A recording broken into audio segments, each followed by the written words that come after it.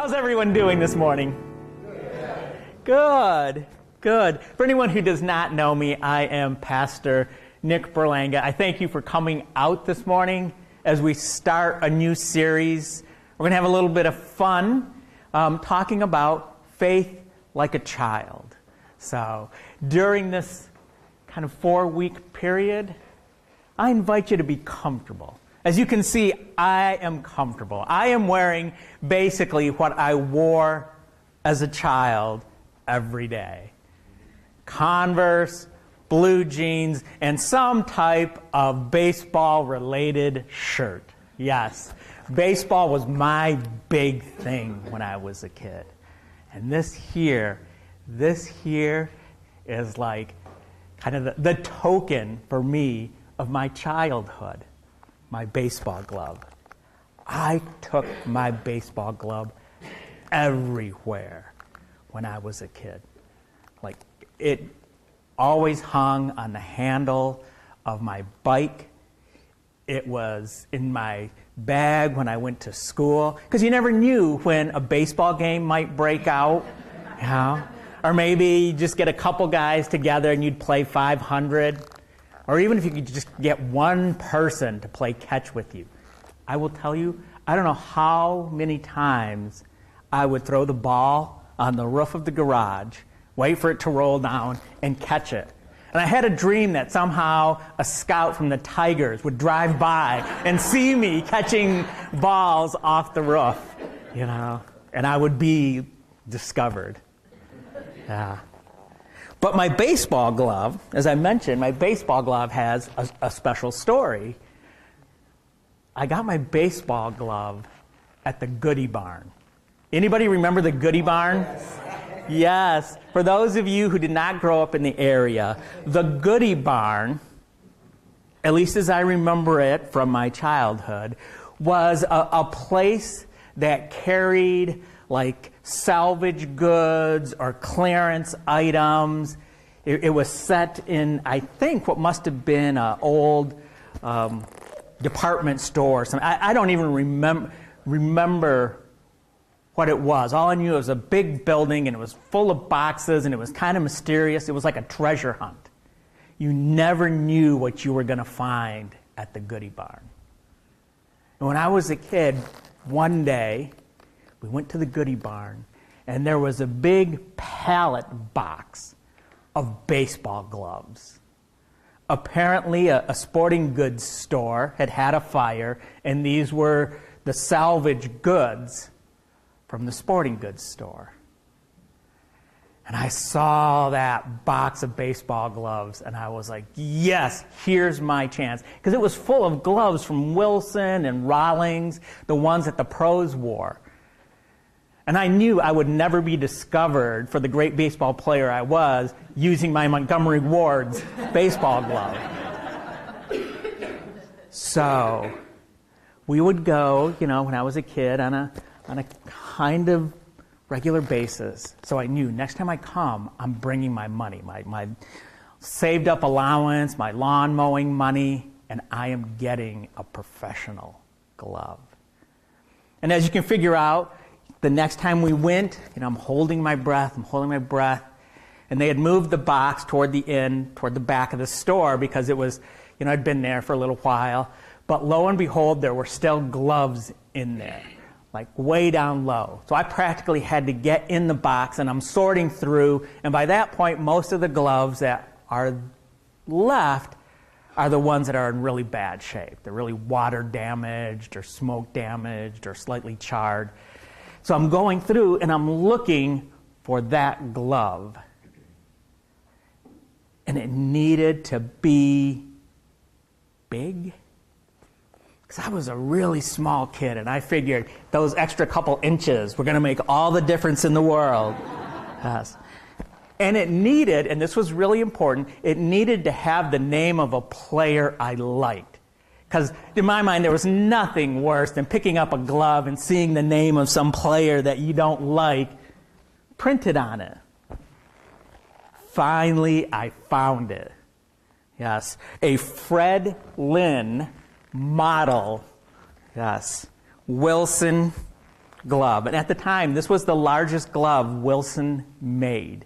As you can imagine, a small little kid with the largest glove available standing out there. But I loved my baseball glove. Yeah, it was, when I got it, it was all twisted. And it was stamped salvage. And if you look at my glove, I have taken the word salvage and I have changed it to Berlanga. I figured out how to reconfigure the letters so that salvage now says Berlanga on it. I've had this glove since I was probably 9 or 10. And it has served me well all through adulthood until probably about 4 years ago, the last time I played on a softball league. One of the straps finally snapped, one of the laces gave, and now the pocket folds back, and so it's too flimsy to use anymore. Yeah. But that is what I think of when I think of childhood. Now, I promised you that we would have fun during the sermon series, and so I want to give you an opportunity to think about childhood, to think about the things when you think back that come to mind. And I'm going to give you 5 minutes to turn and talk to somebody and tell them about something you had in your childhood that brings you joy.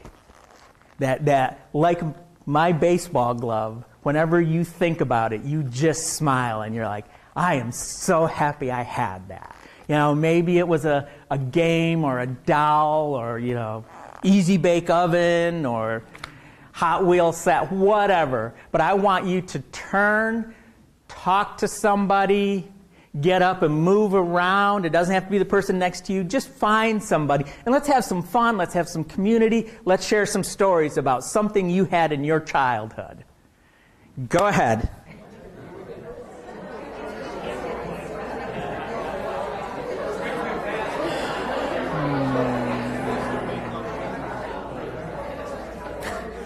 Okay. I'm going to call us back to our seats. Yeah. I heard some great conversation. I heard lots of laughter. Yeah. Hopefully that brought back some good memories, put you in the mindset of childhood. Yeah. Because in today's verses, we heard Jesus proclaim that one had to become like a child in order to enter the kingdom of heaven. And then later, we jump and we hear the story of how Jesus has to get upset at the disciples because they're blocking children from approaching him. And so today we're going to just briefly touch on those two stories and what they might mean for us today. And in the first one, what does it mean to be a child? What does Jesus mean when he says, one must become like one of these, like a child? Well, let's talk about children. What are they like? They're open, they express their feelings, they express their emotions. You can definitely tell when a child is upset. They will let you know how they're doing and what they're feeling. And they don't feel embarrassed about it. They're open. Children are creative. They're imaginative. They ask lots and lots of questions. I think that's something that, as adults, we're afraid to do. We're afraid to ask questions because we don't want to seem like we don't know the answer to something. But as children, they have no problem saying, why? Why? What? How? Yes, anyone who has spent time with children know they have no problem asking questions. Yes. Children see the world in all its glory. And they don't feel constrained by society's norms on expressing themselves. You ever seen a child in the grocery store? They're dancing and the music's going and yeah. They enjoy the world.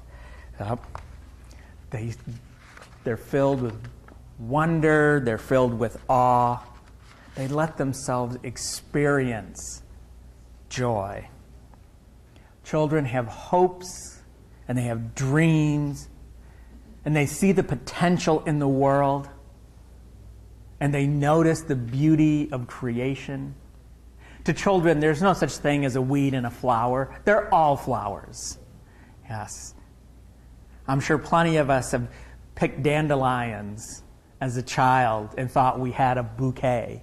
Yes. That's how children see the world.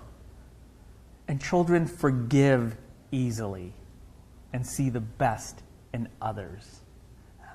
If you've ever seen children on a playground, most of them are very open and caring. They invite others onto items.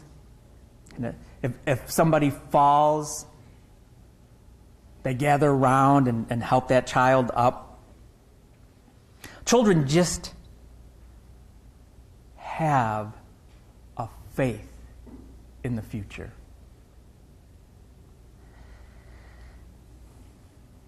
Best of all, children get things done. You ever seen a child when it knows there's a cookie jar on the top shelf? I'm sure you can remember when you knew the cookie jar was on the top shelf. You would figure out a way to get up there. And it might involve moving furniture and opening drawers and standing on balanced items, but you would figure it out. And that's something else that children do. They don't accept that because this is the way it is, this is the way it has to be. Yep. We, as adults, can lose those childlike qualities. We can become hardened to the beauty of life, the joy of creation, the special bonds of relationships and friendships. I mean, why is that when we see somebody who's happy all the time, we refer to them as being a big kid? Wow, they're a big kid. Look at, they're happy all the time. Shouldn't we strive to all be big kids, to enjoy life and be hopeful? Yeah. Jesus is letting us know that if we want to see the kingdom of heaven, we have to open our eyes like a child does, to see the wonder, the awe, to embrace relationships. We need to let go of being a cranky, logical adult, to do things the way they've always been done, and to worry about what others think of us. And then there's the second part of today's verses, which is the warning about preventing children from being part of the kingdom of heaven. And part of this has to do with children and the status of children in Jesus' time. You know, we live in a time where there's an expectation that children are treated with some level of care and protection, and that parents want the best for their children.